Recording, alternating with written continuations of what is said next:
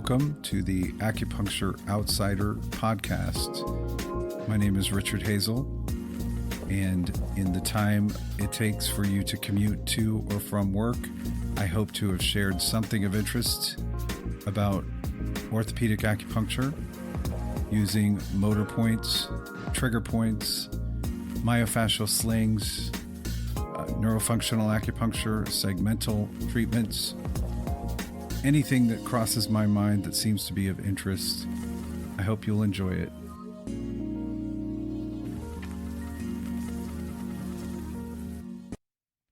Hello, and welcome to another episode of the Acupuncture Outsider. This is Richard Hazel. Today I want to talk about optimizing the hip for sports performance. This is part 3, the last part, and this will be working on the hip movements in the transverse plane. Transverse is the plane if you put your arms out in front of you and then you move them out to the sides. That's the transverse plane. So the internal and external rotators of the hip are the transverse plane.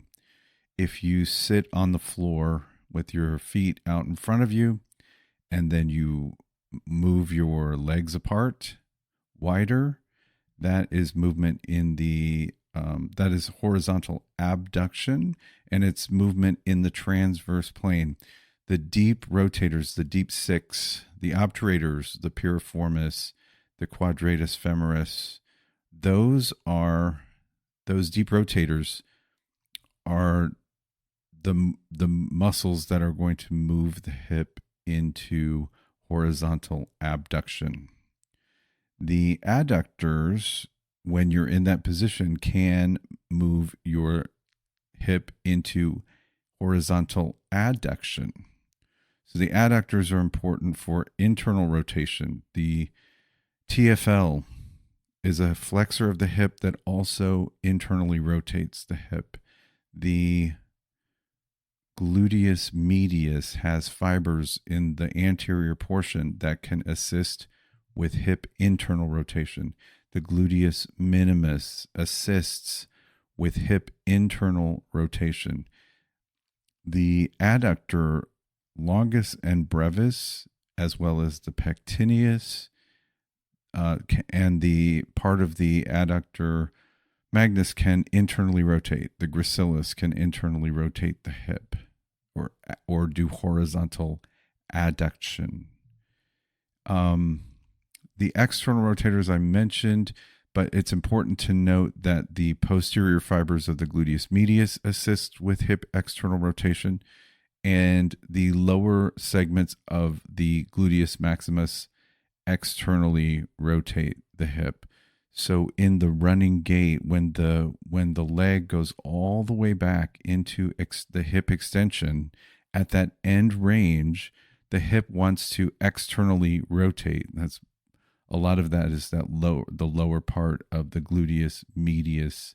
That is putting the leg into an externally rotated position at the end of extension before going into the swing phase. So that's it's an important part of sports performance, having excellent external and internal rotation.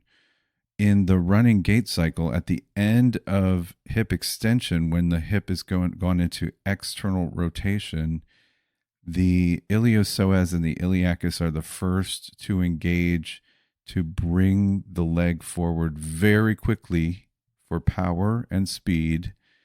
And the TFL will then also assist with that swing phase, and the partially the rectus femoris as well is going to help with that swing phase. The TFL, being able to internally rotate, helps to bring the hip back into alignment, out of external rotation into more straightforward position. So it's going to do a little bit of internal rotation, and it gets assisted by the adductors like adductor longus and brevis and the pectineus. Those are going to help to line the knee up straight forward before first contact or heel strike. So they're very, very important. The external and internal rotators for sports performance, when you're looking at baseball, tennis, golf, rotation of the hip is huge. Mixed martial arts, the punch strength starts at the hip. You have to have excellent hip rotation. As a baseball pitcher, the front leg goes forward. The adductors are stretched. The foot lands in front.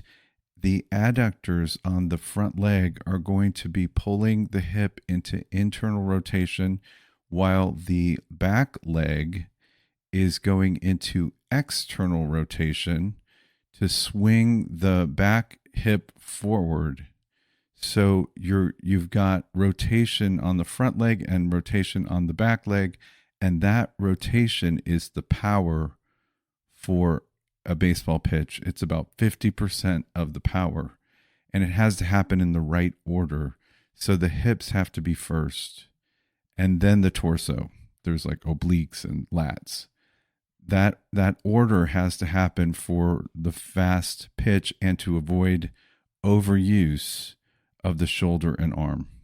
So and you'll notice this with golf. If you have patients, you work with people who golf, they don't have to be pro golfers. The pro golfers probably don't have the same problems that you'll see, but you'll see a lot of QL injuries for people who golf because they have suboptimal hip internal rotation, and that means their external rotators get super tight. So they have suboptimal internal rotation of the hip, and they have to make up for it for the golf swing. They have to make up for it with their torso, and usually the low back will suffer an injury from having to compensate.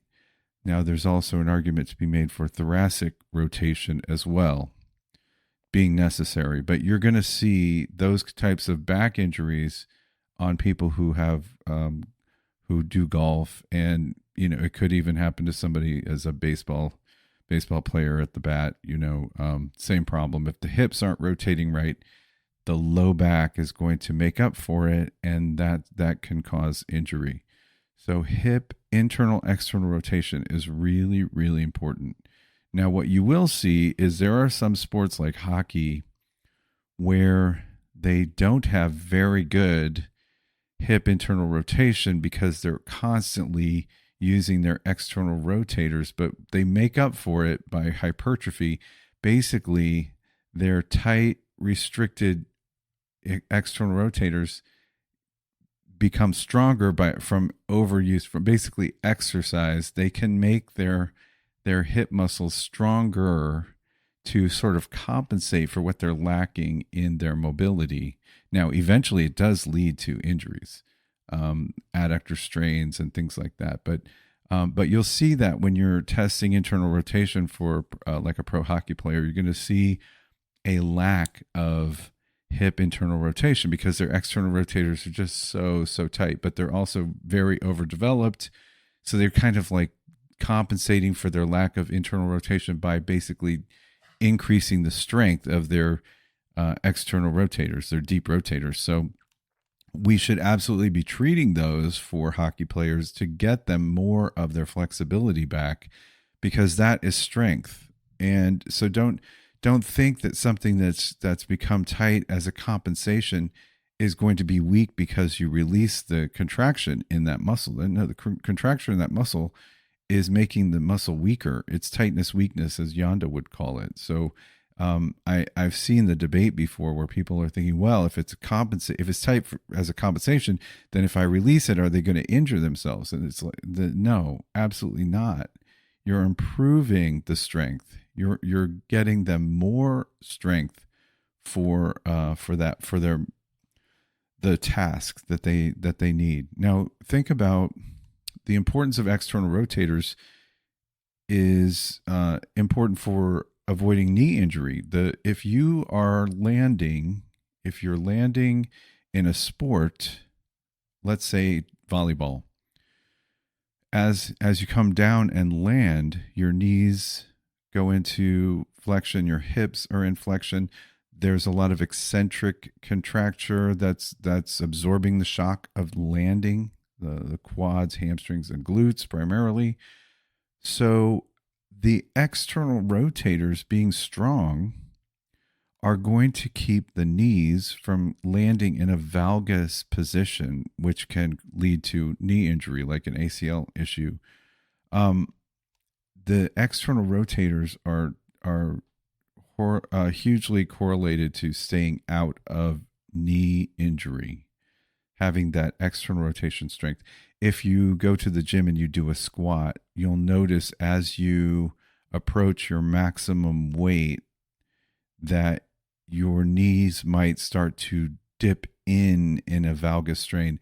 That's weakness of external rotators, including the lower part of the glute max. So external rotator strength is very important for injury prevention. When you think about cutting left and right in sports like basketball and soccer, the external internal rotators are hugely important because they're basically your steering wheel. They're going to help you change direction quickly in eccentric contraction and then going into concentric contraction. The internal and external rotation of the hip is how you're going to change directions. And of course, the gluteus medius is hugely involved in that, in eccentric and then concentric contraction as the change of direction goes. That the abductors are very important. The adductors are very important for that stabilization. The abductors and adductors go into an isometric contraction so that your hip can rotate with the external rotators, or the adductors even pulling, on the internal rotation on the opposite side. So the abductor adductor relationship needs to be maintained as strong as possible to help that isometric contraction, so that cutting left and right can be done safely and quickly with power. Remember, power is speed fast. So it's basically being able to, it's strength fast. You have to have strength quickly to have power.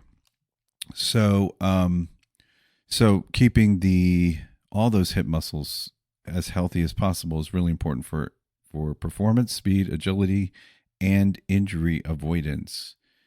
I was thinking about dancers as a good example of not getting knee injuries. I'm pretty sure that ballet has developed over time to mostly for aesthetic reasons to keep the hip in external rotation.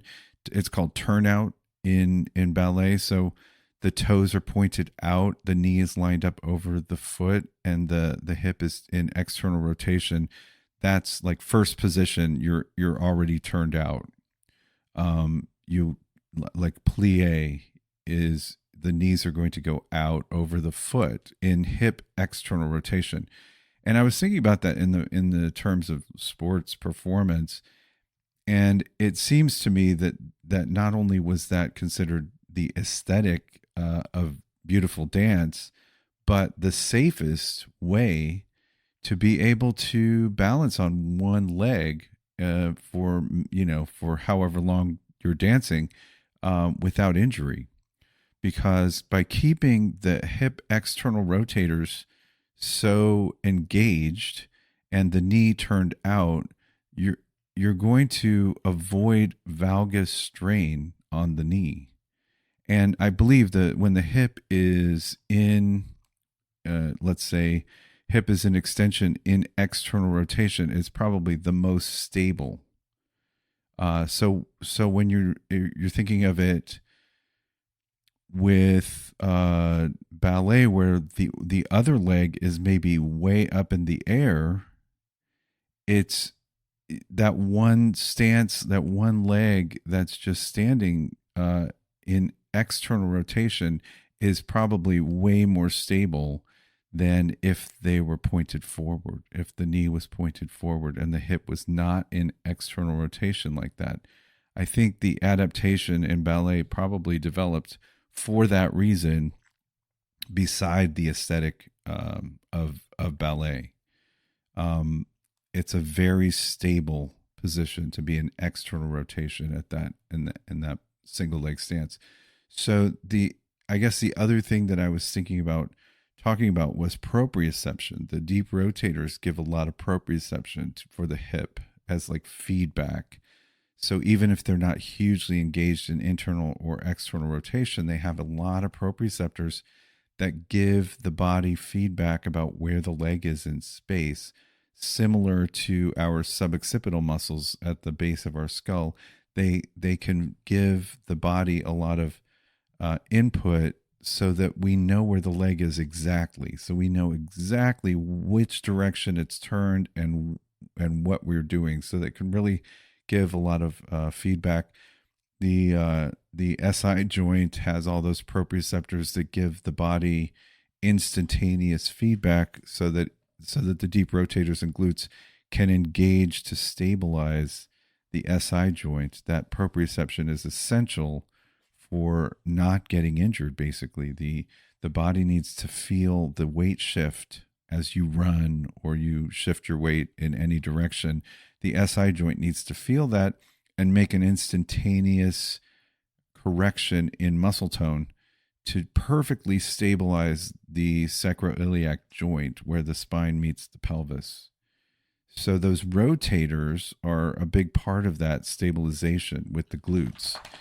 And so they're giving a lot of feedback. They're giving a lot of input to the nervous system for movement and movement patterns and stability. So there's more to it than just internal external rotation. There's a sensory input as well from the deep rotators.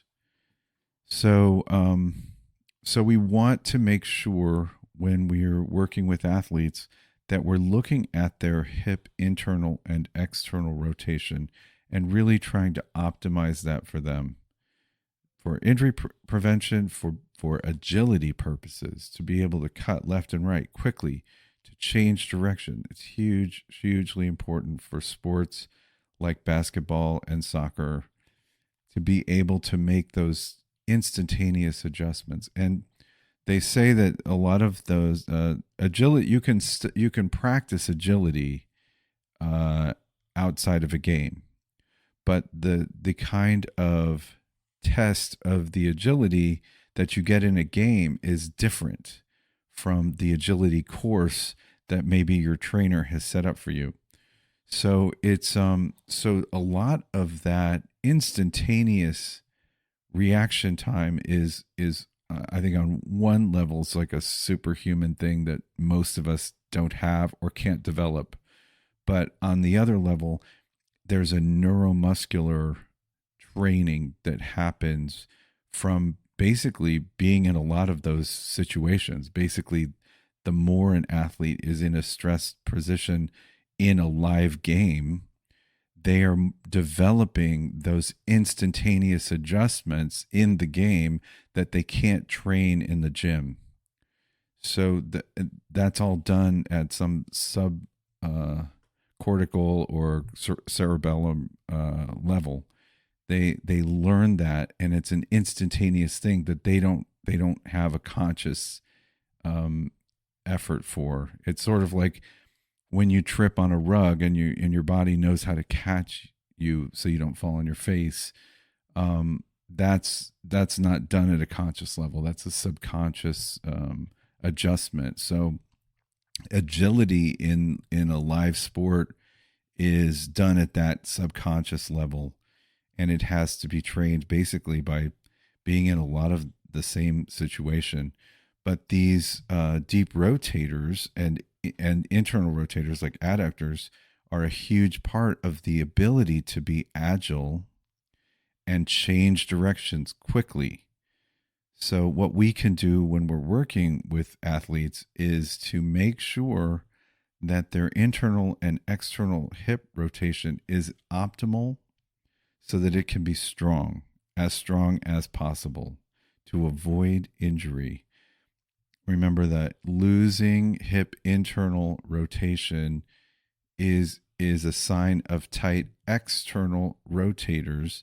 And when the external rotators are tight and weak, when in a squatting position, like landing from jumping or even running with the hip flexed and the knee flexed, the knee is more likely to get a valgus strain and injury. So keeping those rotators strong is really, really important. So I think that's it for today. I probably talked too much, but I wanted to make sure that I had discussed this topic, the transverse plane, because I think it gets a lot of short shrift when thinking about sports performance, and it's hugely important for all the reasons I just mentioned. So I hope you enjoyed it, and have a great weekend. I will talk to you soon.